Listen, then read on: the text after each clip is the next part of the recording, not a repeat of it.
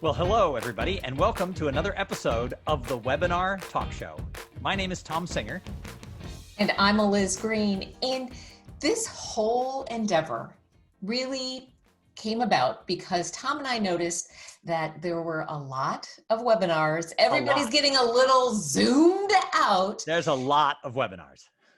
And we truly believe that there's a better way to bring content in a highly engaged way, even though we're not there in person. And there's lots of ways to deliver content, but we believe engaging conversations and great guests are the best ways to do it, right? Absolutely, and that's what we're going to do today. We're going to bring you a great topic because there is a lot in the news right now about attention management. I will tell you that since everybody moved home, we have all been pulled in so many different directions. There's so many distractions. And time management, as we've learned it over the last few decades, doesn't work. And that is according to Maura Thomas, the author of Attention Management: How to Create Success and Productivity Every Day. So Maura is going to be our guest today, and we are literally going to talk about that because what Maura does is she helps people make the most of their moments. Oh, we all need that. I was going to say, think about that in today's situation. If we could make the most of our moments, we would survive these days a lot better. And what she does is she really believes that attention management is the way to do it instead of time management. And that's the path to productivity. So Maura Thomas, welcome to the Webinar Talk Show. Woo! Thank you. Hey guys, the magic of technology. I'm so happy to be here. Thanks for having me. So Maura, thank you so much for joining us. Could you please kind of let everybody know how you latched on to this idea of attention management instead of time management? Because here's the thing most people don't know. You've been talking about productivity for like 20 plus years. It's not like you just said, hey, I'm a productivity person. You've been talking about this for a long time. And if I was to actually Google the words time management, an article that you wrote for the Harvard Business Review many years ago still comes up number one. So how did you make the pivot from time management to attention management? Yeah, it's funny. That article is called Time Management Training Doesn't Work. And I started talking about this. I mean, like you said, I've been in the productivity industry for so long. And when I talked about productivity, people would say, oh, so you're a time management coach, you're a time management trainer, whatever. And I started to get annoyed by this phrase time management, right? Because number one, you can't manage time. Time marches on, no matter what you do, right? And so asking people, what does it mean to you to manage time? And they said, well, I make appointments with myself on my calendar. And it's like, okay, well, that's fine. And how often do you keep those appointments with yourself? And we're all guilty, right? You put the thing in and then you move it and you're like, I'll do it at 1. Oops, it's 1:30. Okay, I'll do it at 3 and now it's 4. Okay, I'll do it tomorrow, right? And you just keep dragging and dragging and dragging. So this whole idea of time management is just bunk. Back in the day, before the internet and like the world and technology and the smartphones in our pocket, internet connected smartphones, you could go into an office because you had one, right? And you could close your door because you had one. And you could put your phone, because all you had was your desk phone and like a dumb terminal or a typewriter, depending on how old you are. I'm definitely not that old, but some people, right, had that. I'm that old. And then you could sort of manage your time. Right? You could say at 9 o'clock, I'll do this, and at 10 o'clock, I'll do this. But those days are long gone. We don't have offices. We don't have doors, most of us. We have a million devices in addition to the one on our desk, the phone on our desk. And all of those devices push all this technology to us. We have 1,700 different ways to communicate, and all that stuff is pushed to us. Our problem is not that we don't have enough time. Our problem is that we have too much distraction. And so you can't solve a distraction problem with a time management solution. And this idea of time management is stupid anyway. It doesn't help us anymore. Well, we do have a lot of distractions. I mean, if I would say that we Oh, have more distractions now than at any time in history because of all of this digital interaction that we constantly have, and the self-perception that we assume everybody expects us to reply right away. So mm-hmm. how do we deal with distractions, Maura? So many ways. But the first thing to your point, right? Much of our distraction comes from technology. And I think that we as a society have forgotten that we bought our devices to serve us, not so that we could serve them, right? We have confused the availability of immediate communication with the expectation of immediate communication, right? Just because you can doesn't mean you have to. Doesn't even mean that you should. And yet all of us walk around going, oh, my phone just buzzed. Oh, I got a ding. Oh, email came in. Oh, but right. And we just like drop everything to do that. And that's on purpose, by the way. That's the way our technology was designed. That is so true, because when we were getting ready to go live today, there are things beeping and buzzing and we're trying to figure out how to turn them off. And I've just realized I didn't put my phone on do not disturb. So it's over here and it's upside down, but it still is distracting me. I should have turned that off. My phone has buzzed 3 times since we started the interview, and my natural like calling is to reach over and grab it, even though I realize that we're live interviewing somebody. And here's a question. Sorry, Liz. No. Go ahead. The question, Tom, is why do you have it on vibrate and not on silent? I don't know, because it's always on vibrate. I never change that. Yeah. I used to have the flashy thing, the thing that's there for accessibility. So if your hearing isn't great, you can make that flash go when you're getting a call or a text or whatever. But then that thing, there's no escape. There's just no escape. And I feel like that a lot of the time. Yesterday, I had one thing I wanted to get done because we interviewed Patrick Allman on Monday, and he said, do one thing at least every day for marketing. And I'm like, okay, Patrick, I'm going to make my landing page today.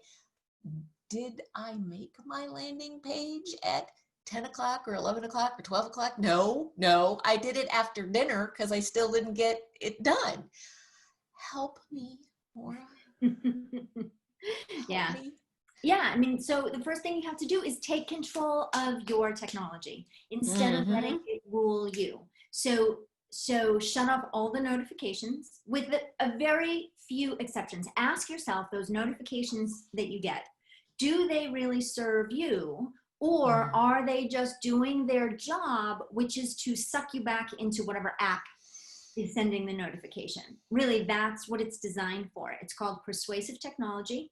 It was done on purpose to bring you back into the technology, to persuade you to behave in a certain way. And let's face it, persuade is the nice word, right? The real word is to manipulate you, to manipulate your behavior. And so the problem with this behavior manipulation is that it has made for us a distraction into a habit, right? So now we all have a habit of distraction. And it's a habit that gets reinforced every few minutes because you always get another buzz, beep, vibration every few minutes. And so it becomes a really, really strong habit. And that's what these social media companies and all this technology, that's what it's designed to do. So you have to take back control. It can't habituate you into distraction if you don't allow it to. So shut off all those notifications that aren't serving you. Like the one that tells you that you're about to miss your flight, keep that one on. Right? That one's a good one. Yeah, right. Or the one that tells you that, your meeting starts in 5 minutes, keep that one on. Right. But other ones, get rid of those. That's really smart, but I have to tell you, it's a little bit challenging because you're right. I have this habit and it's self-reinforcing because maybe I did want to see what Sally was going live about on Facebook. But if I need to get my landing page done, that isn't serving me. That's right. So, all right. So I shut off all my notifications. I'm with you, except for the ones that say you're going to be late to your meeting. What else should I do? All of the indicators that even like not just on your phone, but like indicators that tell you that you have a new email message, for example. Like, do you really need an alert to tell you that you have a new email message? Let me just end the suspense for you both right now. You have a new email message. I probably have 20. That's right. Right. At any moment of any day, you have new email. So just and most of them are spam. A lot of them are, yeah, a lot of them are not that important. So shut off all those notifications. Even better than shutting off the notifications, go one step further. Work in offline mode. Leave your email in offline mode or fetch manual so that those messages don't come in until you decide that it's time for them to come in. So there's all kinds of different ways that you can control your technology. Try being without your technology sometimes. Go outside without your phone, or leave it off in the car when you go on one of your hikes, Tom, right? Having times where you have no technology, that's another way to sort of break that cycle of distraction. It's really interesting because as you were talking, I realized that, I travel like 100 nights a year. Well, I used to, when we used to be able to get on airplanes. Right. And going back 2 and 3 years, I used to be really productive on airplanes. I would read, I would write, I would blog, I would finish my books that I was writing or reading or whatever. Yep. And in the last couple of years, I haven't been as productive. And one of the reasons is that when you hit a certain level, you get free Wi-Fi on the airlines. And so now I don't have to pay for it, but I automatically connect when I'm on Southwest Airlines so that I now can get email while I'm on the plane. And I just went, oh, no wonder I'm not as productive on airplanes as I used to be, because now I'm connected. That's right. It's a blessing and a curse, right? The internet is amazing for so many reasons, and it's just horrible for so many reasons. Well, it's like anything else, right? It's about moderation. It's about, to me, I would use the word control, right? Okay. It's about control. Either your technology controls you or you control it. And that's the truth. But you have to recognize that these here's the thing. You are not the customer of most of these technology companies, right? Sorry, Facebook, I know we're streaming live, but Facebook and YouTube and LinkedIn and Amazon and Google, you are not their customer. Your attention is the product that they sell. Wow. Your attention is the product that they sell. So for all of the people watching live on Facebook now, again, Facebook is great for so many things, but Mark Zuckerberg is working really, really hard to get you on Facebook and keep you on Facebook, because his whole professional life depends on you being on Facebook. So how hard do you think he's working to get you there and keep you there? How many resources do you think are at his disposal to manipulate you, to persuade you into getting on Facebook and being and staying on Facebook? So knowing that can make a lot of people like Tom's response, right? Well, I guess back in my head, I knew that. I mean, that's just advertising, right? But that feels manipulative. Boy, yeah, when you say it that way, I'm like, wow, Yeah. I don't know that I like this anymore. It is Yeah. manipulative. And the truth is, I mean, it's not that different than end caps at the grocery store, right? Or the impulse buy, like the gum and the small purchases, right? All of this stuff is designed to get us to behave in a certain way. And it's not evil. It's just, the nature of it. We just have to recognize that our defense against that, as marketers, we have to understand it. But as individuals, we have to recognize that our only defense against that is our own ability to control our own attention. So, Maura, I love this saying that you have, and that is that you help people make the most of their moments. So as we now look at, what you talk about and what you teach, how do I make the most out of my moments through attention management? Yeah, well, when we are constantly distracted, it chips away at our attention span. It chips away at our focus. It chips away at our ability to be fully present in whatever we're doing. in the conversation that we're having, in the moment that we're in, the experience. And so if you have ever been called out, for example, for not paying attention to someone, right? Never.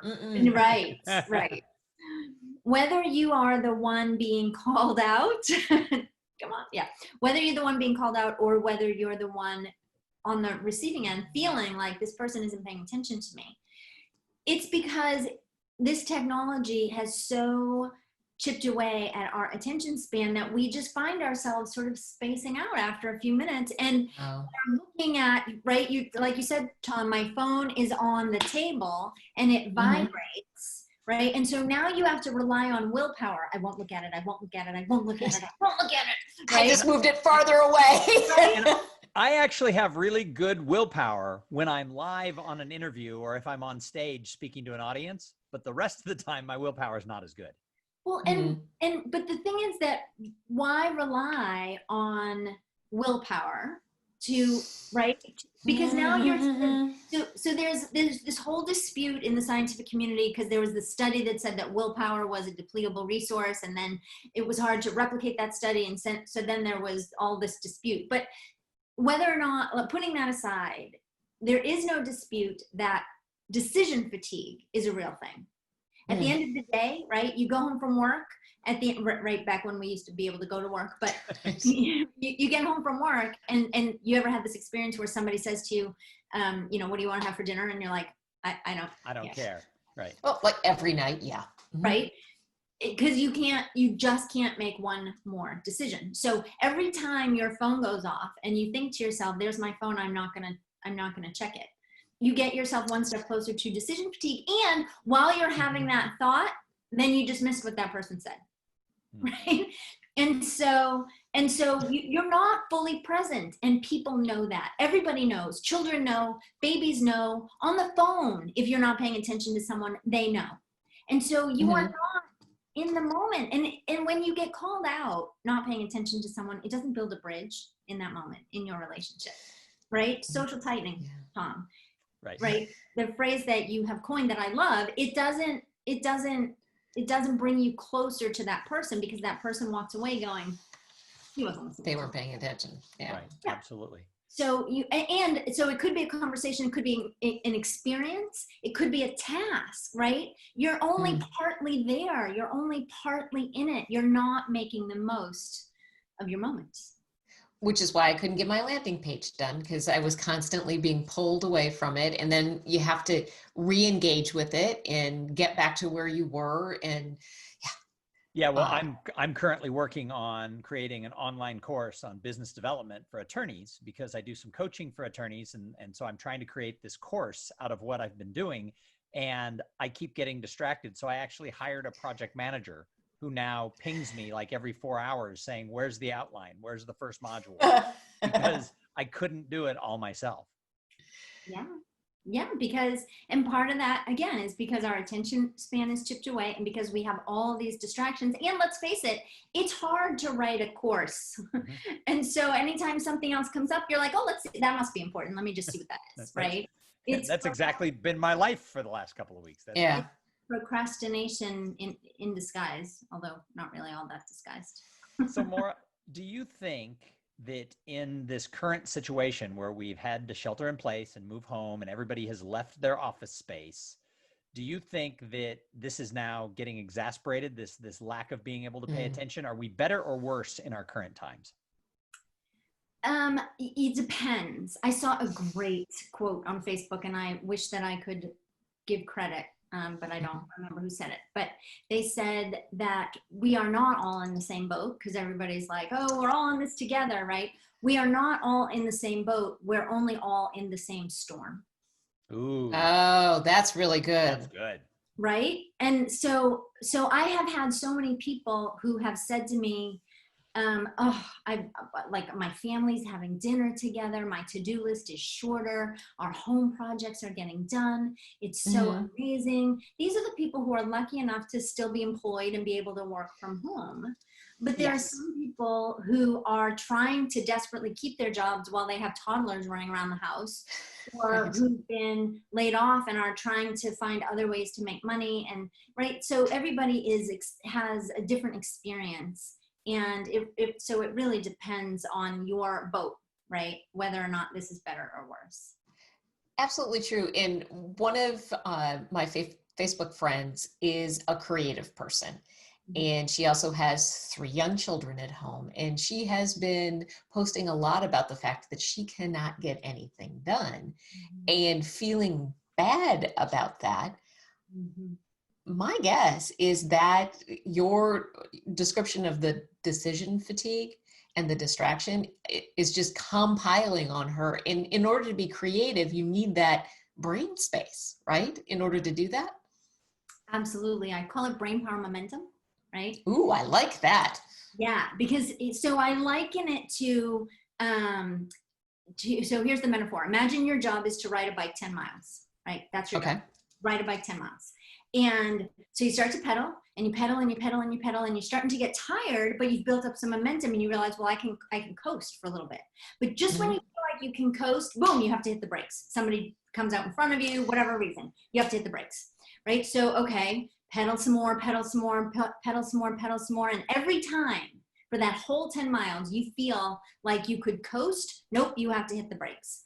Imagine how much longer it's going to take you to get that 10 miles. Imagine how much more tired you're going to be when you get there. Imagine how much more frustrating that ride will be. That is your brain on distraction. Oh. Right? So you've got to build up that brain power momentum so that you can get your head into something, so that you can maybe get lucky enough to get into flow, where you're in it and you're coasting and it's awesome. Things are happening. You're having great ideas. You feel really satisfied when you're done. I mean, a side effect of flow is a feeling of spontaneous joy, right? Because you're like, this is amazing. Oh my God, this is the best thing I've ever done. But we can't get there if every time we start to focus, we hit the brakes.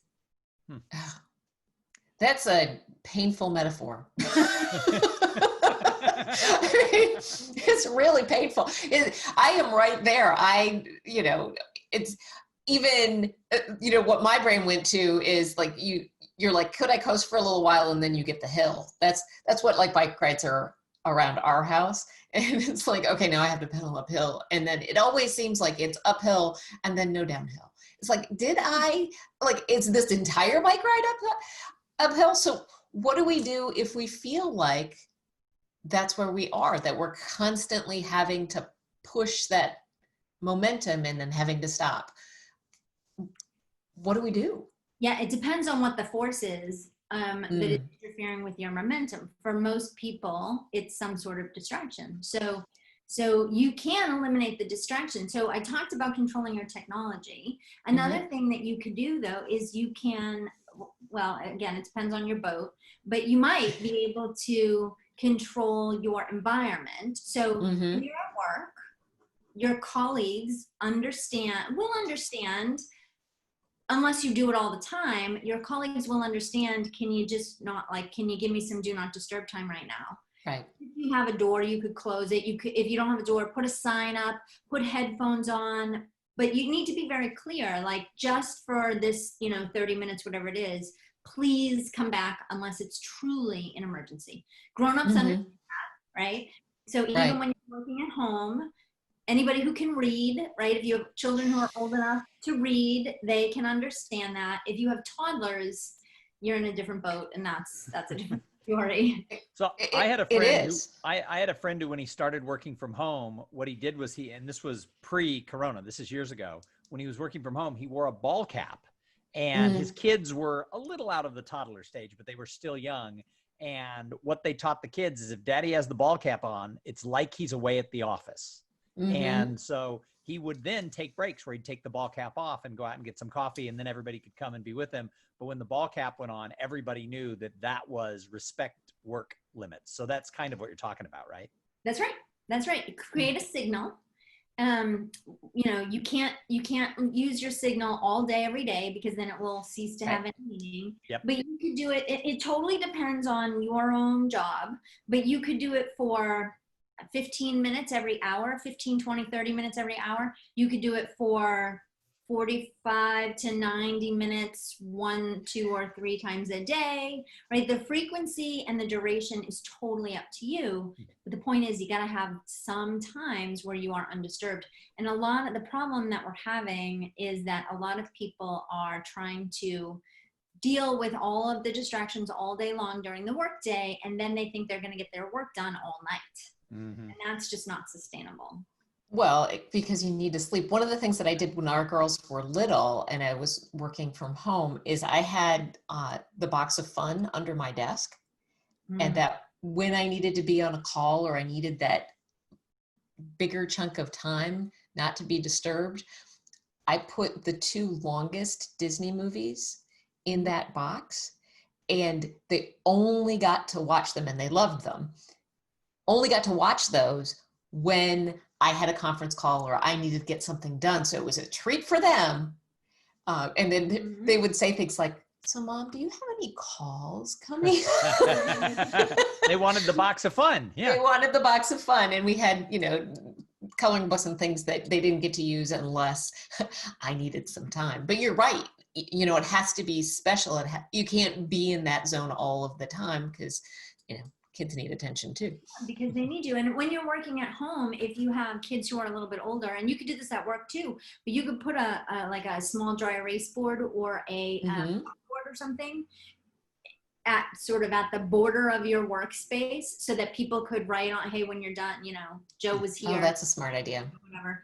Or the kids can be like, we want to play outside, or whatever they need from you, they can put it on the board so that when you're done, you can look at that and be like, okay, you can go do that. And yeah, I get that. Okay, let me help you with that. And then you can get back to your job. So Maura, really smart. Yeah, it's really smart. What you teach is so important. I imagine as we start opening society back up and people start going back to work, this topic is going to become more important for companies than ever before. So absolutely, how do people get a hold of you if they see this and they think, yeah, we're going to need to learn attention management when we get back to work? How do they find you? Yeah, I think they don't have to wait to start because we need attention management home also. But one thing that you can do to get started is you can go to maurathomas.com/assessment. And there you can take a free assessment to evaluate sort of where you are as far as your attention management skills now. And then you'll get some customized suggestions based on your responses for how you should get started. Nice. Oh, that's great. That's awesome. Well, thank you so much for joining us here on the Webinar Talk Show. We're going to be back every Monday and Wednesday with interviews just like this, because Eliz and I believe that webinars can be better than a talking head over PowerPoint, right, Eliz? Absolutely true. We have some great things lined up for the coming weeks. Please find us on Facebook at Webinar Talk Show, and you can find Tom and I if you're planning something you think would be better if you had some engaging conversation at webinartalkshow.com. We look forward to seeing you next week. Thanks, everybody. Thank you. Thank you.